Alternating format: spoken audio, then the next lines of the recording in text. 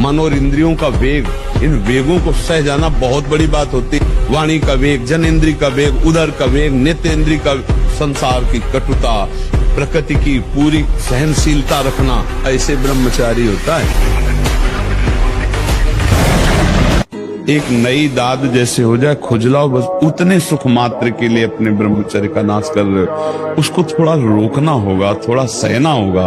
उसको रोकने सहने के लिए नाम जप और आसन जरूर, और ये पक्का समझना कि मुझे किसी भी स्थिति में ब्रह्मचर्य भंग नहीं करना। अरे ब्रह्मचर्य को बचाने के लिए 1 घंटा व्यायाम की जरूरत है। कम से कम 1500 दंड बैठक मारियो, फिर 2, 4, 6 घंटे पद्मासन सिद्धासन में नस नाड़ी एकदम शुद्ध, पानी से शुद्ध हो जाओगे। पानी से केवल जैसा घी लगता है ऐसा पानी लगेगा, लगना चाहिए कि ब्रह्मचारी जानता है। आज से पहली बात बंद करो, हस्त में तुम बंद करो, ठीक है।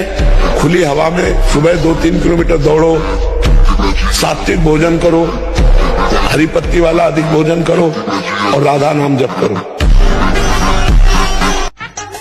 मैदा और पकवान और चाय, ये कब्ज बनाने वाली चीजें ब्रह्मचारी को नहीं लेनी चाहिए। जब तक 50 की आयु ना हो जाए तो चाय पीना ही नहीं चाहिए, चाय की जरूरत ही नहीं। 50 के बाद ठीक है, 50 वर्ष की आयु हो गई, और उसके बाद थोड़ा शरीर गर्म करने के लिए लेने लगी, कोई बात नहीं। लेकिन जवान साधक को चाय आदि की जरूरत नहीं है बेमतलब में। कुछ साधक काफी, और ये सब चीजें उनकी हैं जो बहुत ऑफिस में काम कर रहे हैं, जग रहे हैं, थोड़ी चाय ले ली, फिर गर्म हो गए, फिर सेवा में लग गए। साधक को नहीं लेना चाहिए। ब्रह्मचारी को चाय, कॉफी, ये चीजें कोई भी व्यसन नहीं लेना चाहिए। ब्रह्मचर्य अत्यंत आवश्यक, जिसे आप खिलवाड़ समझ रहे हो, ये बहुत बड़ी हानि है।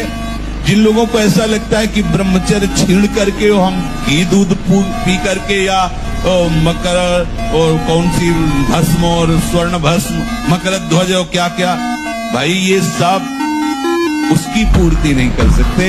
ध्यान रखना, जो ब्रह्मचर्य आपका छीण हुआ, जो नस नाड़ियों का अभ्यास आपका गलत बन गया, उसको कोई भी भस्म, कोई भी औषधि, कोई भी घी दूध बादाम पिस्ता पूर्ण नहीं कर सकता। ध्यान रखना, जिन लोगों को ऐसा लगता है वो भ्रम में है। भाई आप न सुधरना चाहो तो चाहे ब्रह्मा जी आ जाए, आपको नहीं सुधार सकते।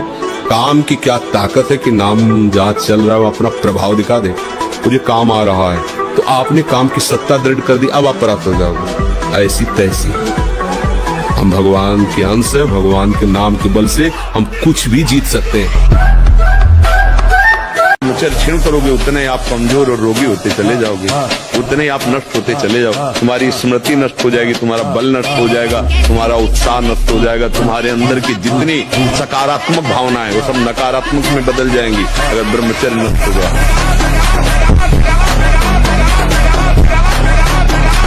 अपने पास ऐसे भी लोग आए हैं जो 24 घंटे में 7 बार धातु का चरण करते हैं। हालत ये हो गई, ना आंख में चश्मा काम कर रहा है, ना भोजन पचाने के लिए आंख काम कर रही, हर तरह से नष्ट होते चले जा रहे। अब ये खिलवाड़ यदि जीवन में करोगे, फिर इसके बाद आप कोई उपाय ढूंढोगे, तो क्या उपाय है? आपकी 12-13 वर्ष की अवस्था है, उस अवस्था से आप ऐसा निंदनीय कार्य कर रहे हैं, तो आप अपने जीवन का नाश कर रहे हैं। अगर गृहस्थी में भी है, संयम से रहकर भजन करके फिर बुद्धिमान, ज्ञानवान, बलवान बालक पैदा होगा। ब्रह्मचर्य ही परम तप है, ब्रह्मचर्य ही परम धन है, ब्रह्मचर्य परम एकाग्रता। एकाग्रता ब्रह्मचर्य से आती है। आंख मूंदो या खुली रखो, अगर ब्रह्मचर्य ठीक, एक शीतलता, एक गंभीरता, और जिधर दृष्टि लगा उधर एकदम चिपक जाए। निराशा और उदासीपन ये तो छूना नहीं चाहिए यार। हार जाए तो भी जैसे जीत पे उत्साह, ऐसे उत्साह होना चाहिए। आज हार गए लेकिन कल हम विजय प्राप्त करें। यदि आप ब्रह्मचारी नहीं हैं तो आप अध्यात्म विद्या को धारण नहीं कर सकते। इसमें आपके एक एक आचरण, एक एक इंद्रिय जब शास्त्र सम्मत चलेगी, तब आप अध्यात्म विद्या को जान पाएंगे। ब्रह्मचारी के हृदय में एक ऐसी अध्यात्म शक्ति होती है, कहीं कोई कभी भय नहीं लगता, कहीं भी। सोते समय आपको समय नहीं देना व्यर्थ चिंतन का। उसी समय विषय चिंतन होता है, उसी समय विषय भोग की आकांक्षा जागृत होती, उसी समय विषय देखने की इच्छा होती। मोबाइल है तो जिस समय आप अपनी शैया पर जाएं स्विच ऑफ कर दें। ब्रह्मचारी को आहार से संबंध नहीं रह जाता है, किसे जैसे संयम में रह जाता है वैसे शक्ति बढ़ती, तो थोड़े आहार से में भी वो पुष्ट बना रहेगा। कई दिन भोजन भी नहीं मिलता तो कभी निरुत्साहित नहीं हुए। गंगा जल पी के भी ऐसा उत्साह बना रहता, क्योंकि ब्रह्मचर्य पावर है, विशेष पावर है। ब्रह्मचर्य सेवन से अमोघ लाभ प्राप्त होता है। स्मरण शक्ति बहुत प्रवीण, एक बार जो सुन लिया उसका सैकड़ों बार मनन हुआ, मनन होकर उसके आगे धारणा शक्ति और संकल्प शक्ति और उत्साह शक्ति और शरीर शक्ति, ये शक्तियां उसके अंदर प्रकाशित होती जो ब्रह्मचर्य का पोषण करती। हमारी बात पकड़े रहना, हारना नहीं। तुम्हारा कुछ नहीं बिगड़ा, कुछ नहीं बिगाड़ सकता कोई। बस तुम जागो तो यार, सो रहे हो, दूसरों को व्यसन मुक्त कर सकते हो, इतना तुम में विवेक जागृत हो जाएगा। छोटे मोटे नशे हैं, एक बार हिम्मत कर, एक बार चल। पापाचरण करके आज तक कौन सुखी हुआ है? अरे रावण जैसा कोई बलवान हुआ है क्या? बंदर ऐसे अपने पैर से उसकी खोपड़ियों में लात मारते जैसे फुटबॉल की तरह। तब मंदोदरी ने जो जब दशा देखी तब कहा, वो दशानंद जब चलता था बाजू ठोक देता था, लोग के लोग कांप जाते थे। आज उसके खोपड़ियों को इस तरह से अपमानित इसलिए किया जा रहा है कि भगवान से विमुख होकर चरित्रहीन हो गया। तो ब्रह्मचर्य का पालन करो। ब्रह्मचर्य परमार्थ की ऊंचाई पर चढ़ने के लिए आवश्यक वस्तु है। ब्रह्मचर्य में एक नवीन उत्साह होता है, ब्रह्मचर्य में एक अजीब शक्ति होती है। ये जो धारणा करने की सामर्थ्य सुना और एकदम वो ब्रह्मचर्य में होती है।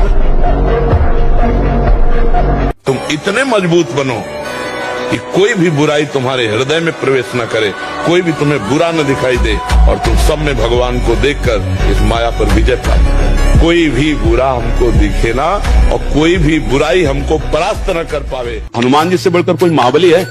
और हर समय राम राम राम राम ना, भगवान की भक्ति। जब तक हम भगवान का आश्रय नहीं लेंगे, भजन नहीं करेंगे, संयम से नहीं चलेंगे, पवित्रता से नहीं चलेंगे, तो दूसरों के ऊपर हमारा प्रभाव नहीं पड़ेगा।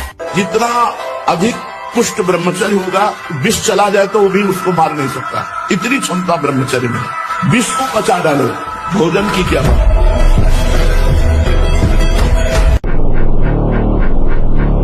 संयम एक बहुत बड़ी सामर्थ्य है। जो बच्चे इस सत्संग को सुने वो खुद अपने हृदय में देख ले कि हमारा जो उनसे प्रार्थना करना है कि दोस्त बनाओ, हम निषेध नहीं करते। क्या हम हमारे 4 बहनें हो, हम उनके बीच में रहते हो तो हमें काम सताएगा क्या?